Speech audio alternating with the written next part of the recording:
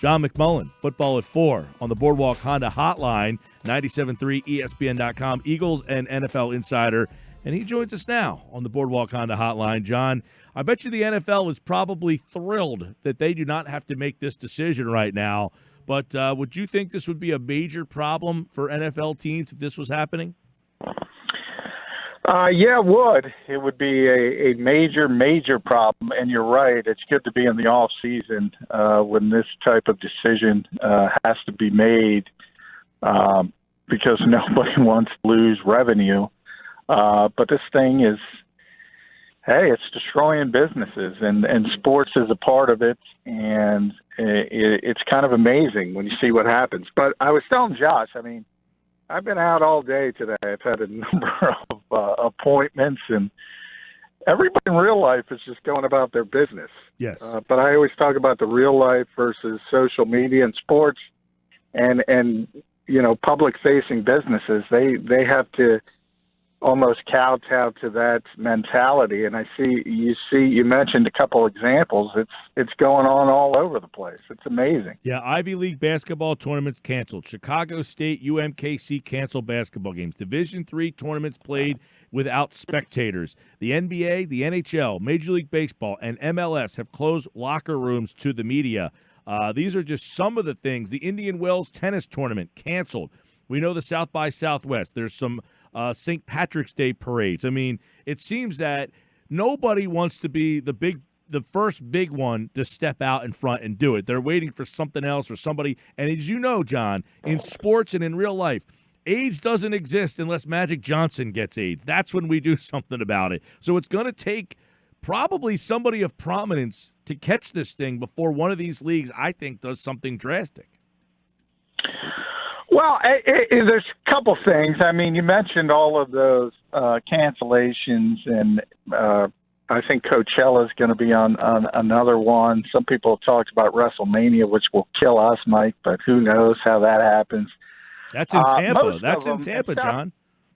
Yeah, and South by Southwest is probably the biggest one. People may not understand just how big that thing is, and they've estimated it brings in about $350 million a year to Austin, Texas. So for them to cancel that, it's pretty astonishing. But understand, it's not South by Southwest. It's not the people who put that together. It's the city. Mm-hmm. It's the governments that are kind of forcing this and driving this. And if you listen to doctors, and you should listen to your own primary care physician, and you should wash your hands. You should be careful. You should limit your interaction as far as hugs and things like that. But you should go about your business unless you have some underlying issues, unless you're getting up there in age and things of that nature. And again, I've been out all day, and people are doing that. But I think there's a disconnect. And when you talk about sports, and you mentioned the media getting banned from locker rooms in certain sports. Yeah. What does that have to do with, fans? The fans are still coming to the games. To me, when that happens, when the NBA, and you mentioned some colleges are doing it, when Major League Baseball, even Major League Soccer, when they ban fans, are they going to do that? I don't think it's necessary, but we'll see. Well, I was going to ask you, as somebody who goes in locker rooms, who's in there all the time, what is the impact of that? Is that a huge, problem? I mean, do you see that as an issue, or do you think, it's not that big of a deal? But is it a precursor of saying, well, we didn't do it then, we don't need to do it anymore? Yeah, it's a massive problem, and I know fans don't care, and I know media gets vilified. But they should care, lot. though, John. If they like your coverage and they like the information that you get, a lot of that is because of the relationships that you form from standing around that locker room and saying, hey, what's going on with so-and-so? You know what I mean? Yeah, exactly. And people don't realize, the podium, things like that. Yeah, that's very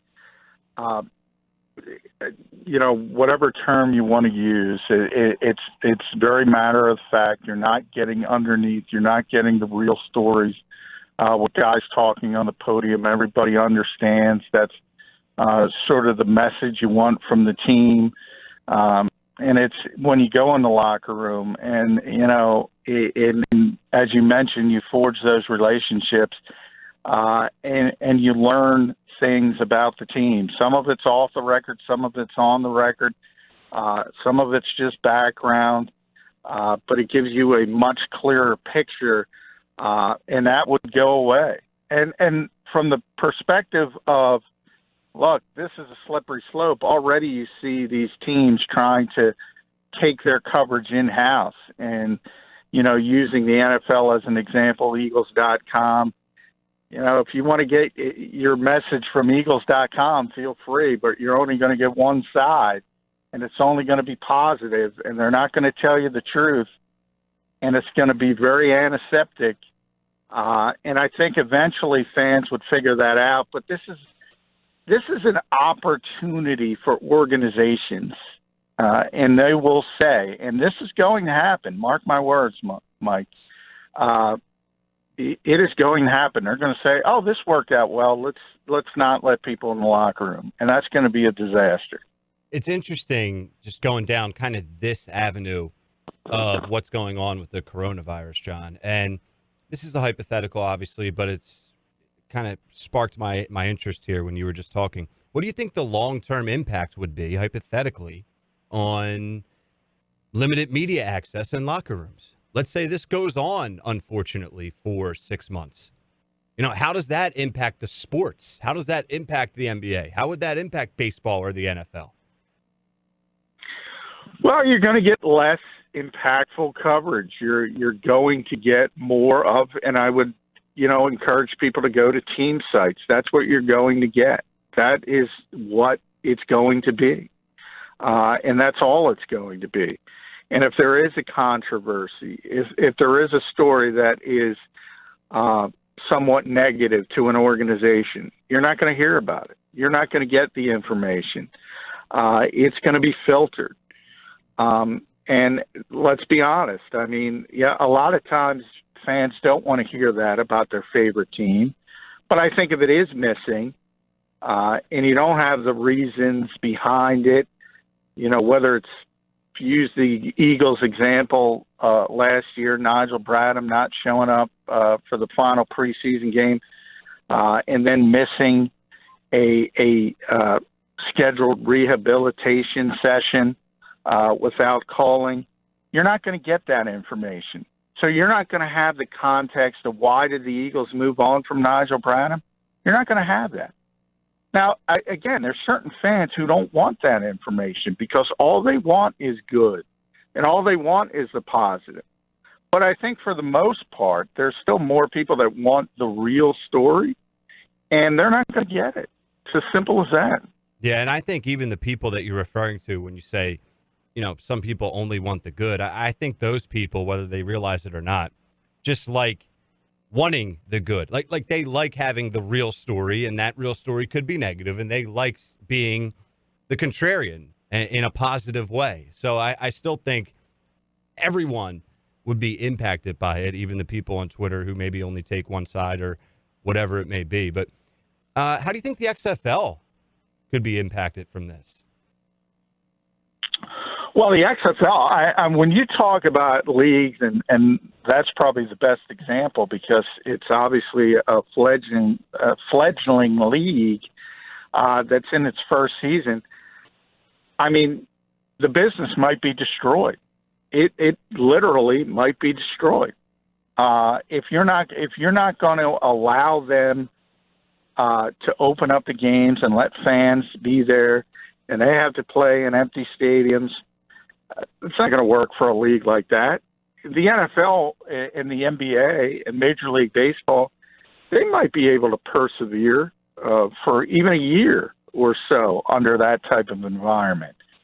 But when you talk about a league like the XFL, or you talk about minor league baseball, or anything, the G League, anything that is sort of hand to mouth, from a business perspective, if you continue down this road, and that's what I said, you're destroying businesses, not only sports, but everyday businesses.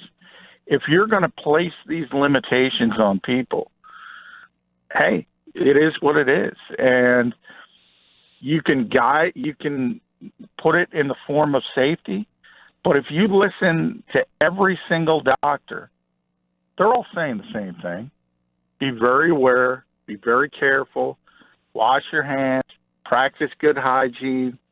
If you are susceptible, and you are sick, stay home.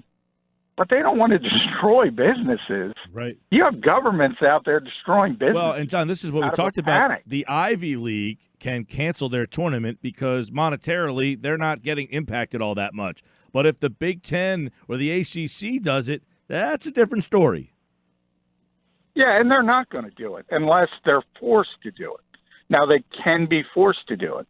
San Francisco, obviously, whatever you want to call it, one of the most liberal progressives, however you want to label the politics.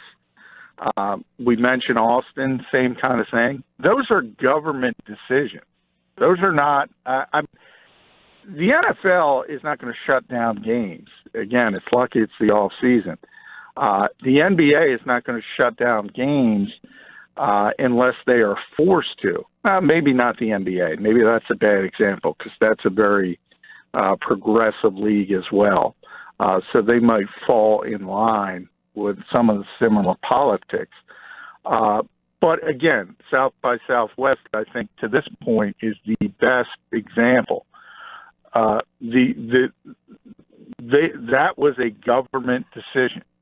I mentioned WrestleMania. WWE is not going to shut down WrestleMania. The city of Tampa might. So it's kind of, this is out of the hands of certain entertainment companies, sports companies.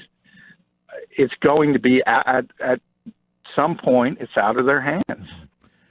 You think that the draft would be a question if this is still a problem? Would they have to think about the draft?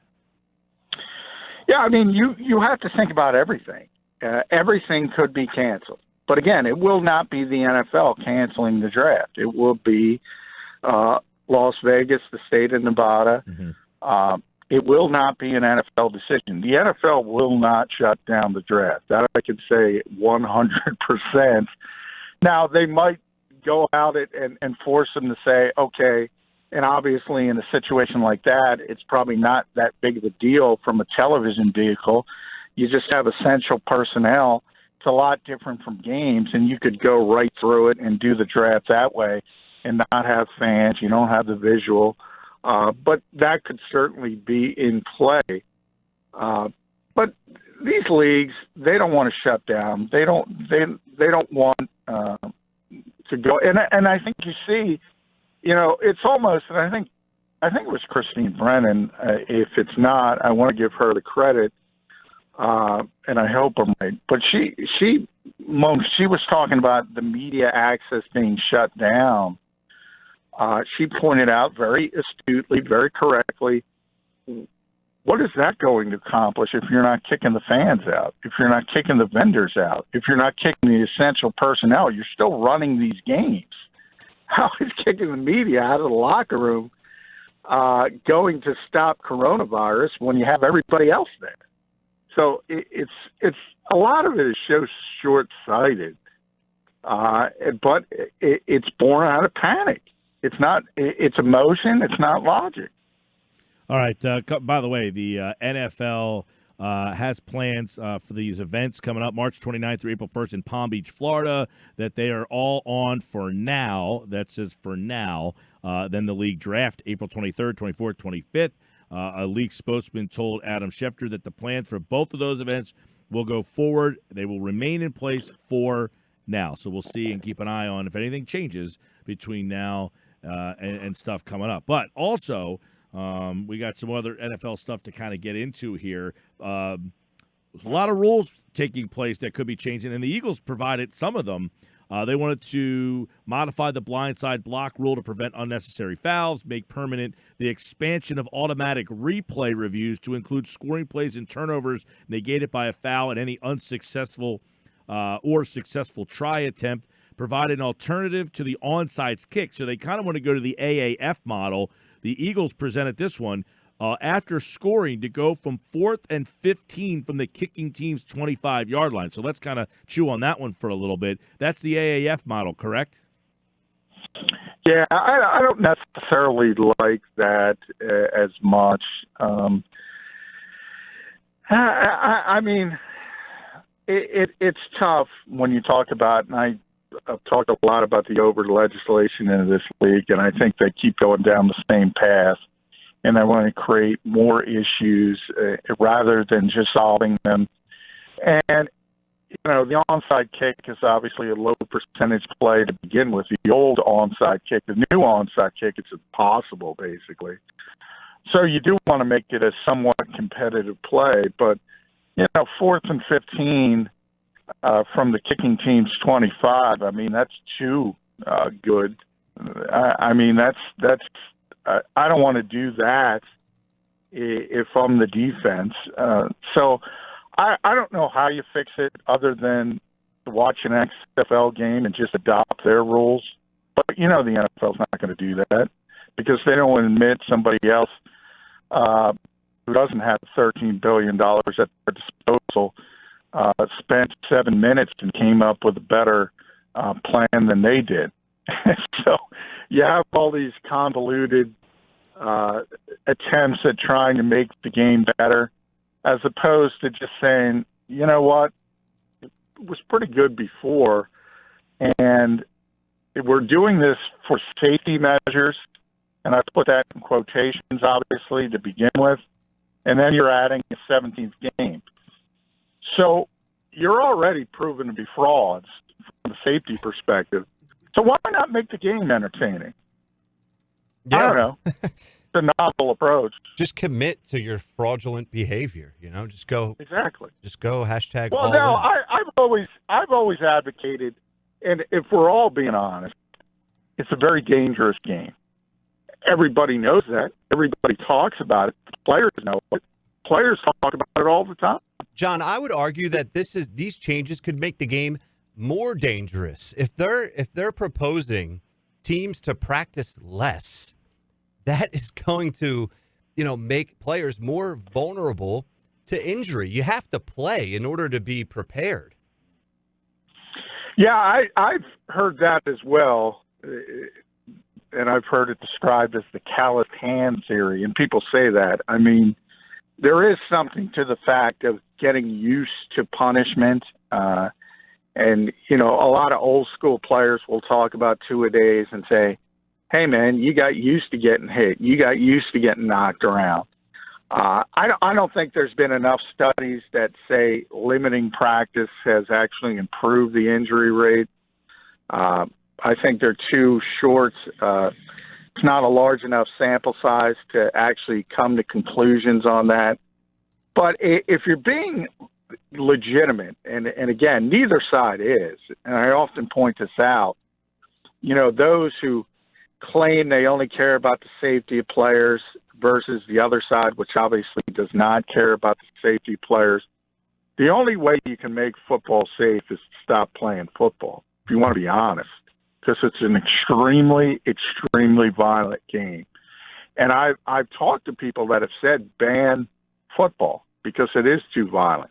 And I actually have more respect for those people because that at least makes sense as opposed to the people that say, oh, you have to do this to make this game safer, which it's impossible to make this game safe if you're being honest. So if we can all be honest, intellectually honest, and start there, you can get some of the entertainment vehicle back and say, hey, either sign up or don't. No one's saying you have to play this game. But if you're going to play this game, acknowledge the fact that it's very, very dangerous. And also acknowledge the fact that at its core, it's an entertainment product. It's designed to entertain people. And I think we've gotten away from that, to be honest. One more from the Eagles: to restore preseason and regular season overtime to 15 minutes and implement rules to minimize the impact of the overtime coin toss. So, not preseason. I mean, I don't even know why he would ever attempt to restore overtime in preseason. Regular season, people have talked about overtime a lot. The old sudden death rules versus everybody should have a chance to hold the football at least once, even if they score a touchdown. There's so much hypocrisy. And again, we can go back to safety. The people arguing that you should both have an opportunity to have the football once in overtime. Well, if you play more football, isn't there more of a chance to get hurt? So, Sure. Again, there's a lot of hypocrisy. So you try to come up with what's the most entertaining part of overtime. And I think that's an individual decision. To me, the most entertaining part was sudden death. Game's over like that. Boom. Sort of like a buzzer beater. Now, yeah, you have to win the coin toss. There's a lot of luck involved. Hey, there's a lot of luck involved in life. All right. Well, a lot going on here, and of course, we'll keep an eye. It'll be interesting to see if things continue to deteriorate around us, and at the NFL will have to step up and make big decisions. They've kind of gotten out of this because of the time of the year. So we'll see. By the way, XFL ratings took a little bit of a dip. Now, the Sunday night game actually did pretty well. Yeah. It was the 6th most watched show on television, but the ratings overall were just okay, I guess. Yeah, I mean, they were down on the cable networks on FS1 and ESPN, I think, was the game this week. But still, they were good numbers for those particular networks.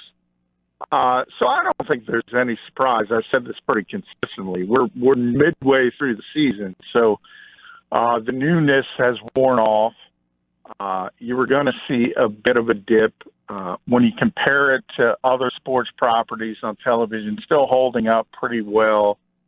To me, their bigger problem is what we just talked about. As a new league, they could be absolutely decimated by the panic surrounding coronavirus. Yeah. So they could be destroyed after 1 year, and it has nothing to do with the league itself. That'd be it's a unbelievable. possibility. All right, Sports Bash Football at 4. Johnny Mac's in the house. We'll do it again tomorrow as free agency. By the way, the new league year got pushed back to what, 11? No, the franchise tag pushed back to 11:59 and 59 seconds, and the new league year starts a second later. Yeah, it's well, the legal tampering period starts a second later. The new league year starts March 18th. Still, that is still the date, so it's going to be a crazy 48 hours. Now, that's as of right now. They say, back in 2006, when they were doing a CBA, the one before 2011, they did push the start of the league year back twice. So it's not like they can't at the last minute. So that would still be in play. But if not, yeah, you're going to have franchise tag, legal tampering period, start of the new league year, all in 48 hours. So get ready, man. Buckle in. All right, we look forward to it. And we look forward to tomorrow's Football at 4 with John McMullen. JF McMullen on Twitter. Thanks, pal. All right, thanks, guys.